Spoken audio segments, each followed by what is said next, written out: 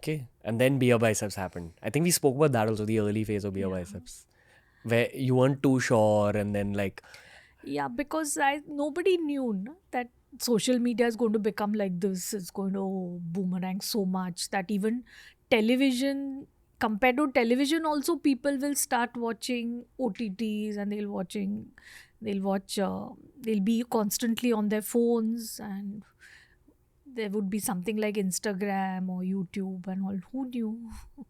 at what point in my media career did you feel that he's probably actually doing something all right?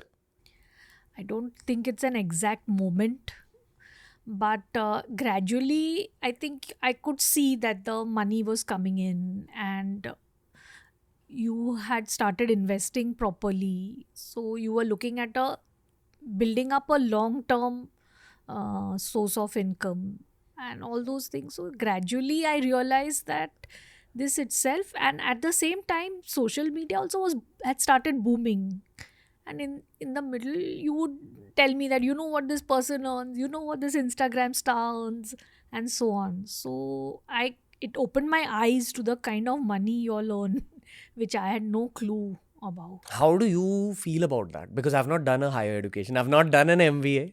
You want me to do an MBA for a very long time.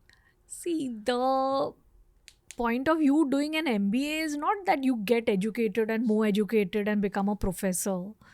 The point of it is that you get a better quality of job, you earn more. So if you're earning more through another path, that's good enough. I'm happy.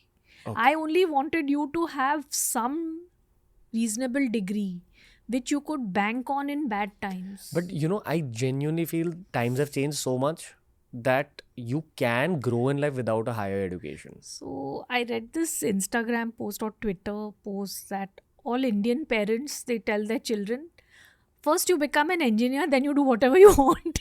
When you see my adult life now, did you think that this adult would have been that No, kid? no, there was no concept at all. I felt you will go into like human resources management or something like that. You said no, no, I want to go into films. I want to be, even if I don't earn anything, I will be happy. I will die happy. Even if I don't become an actor, I'll become a movie director. So I feel that this whole field that you have chosen, it's a combination of many things that you love: sports, filmmaking, going in front of the camera, bit of acting, editing, adding the music, meeting all these people who you adore. So all of it has come together, and you're making money out of it also. So I think this is perfectly cut to fit you. So sometimes over the course of running the show, I get these very, very iconic guests. And my first gut feel is to actually call you and tell you because you know the story arc related to that guest. For example, when I called you and said we're getting Yuvraj Singh, like many, many childhood chapters and memories played out of like watching Yuvraj Singh together, etc. etc.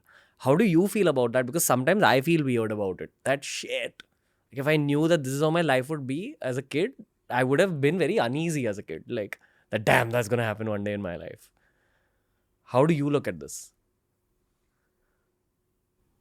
I think that's your job, no? Now. I just wish that you don't fanboy too much and you have a good interview. I mean, of course, tell them that they meant to you, that they played a large role in inspired you in life, but at the same time, present them to the world, which is what you're supposed to do. Are you happy your son is earning well?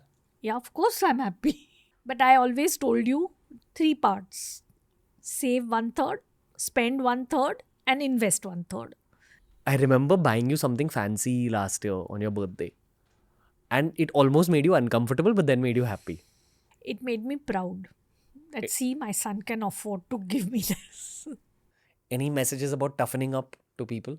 I feel that the world is not a kind place. It is really cruel.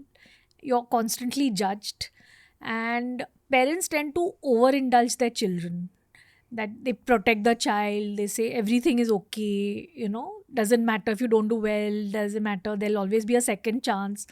But it's also important to toughen your child. So if the child is going through a bad time or the child is crying or something, fine, you have your cry, but also figure out what you're going to do next. How are you going to deal with this situation? Because that is how life is. There will always be people who will make you cry. And if you're going to just cry and say that, oh, this happened to me and all that, it's not going to work in this world. And nobody wants to, deal with a crybaby. They will judge you by what you do. So you have to get up, pick yourself up, and go and, fight again. That's where all the motivational videos come from. Thank you, Dr. Swati Allahbadia. You enjoyed the space. You were the first episode shot here. It's very beautiful. Okay. I'm hoping that I grow up more through this space. I feel that to get to the next stage of life, you have to always shed off things. And very painfully so, I've shed off all the Gokus I used to keep in the background in all our podcasts. And I love Goku, I love Dragon Ball Z. But I need to enter my 30s now. So want to be more grown up. And honestly, for me, the space is also built for the women of our country and the world in general. We've gone global with the podcast. I want to speak to women a lot more through the podcast because it's something I've not done enough of over the course of the show. So I hope that we begin that with this episode. I hope so too. Thank you, Dr. Swati. Thank you for having me. If you enjoyed today's clip, make sure you check out these curated playlists that we've made especially for you related to the subject that was spoken about in this clip.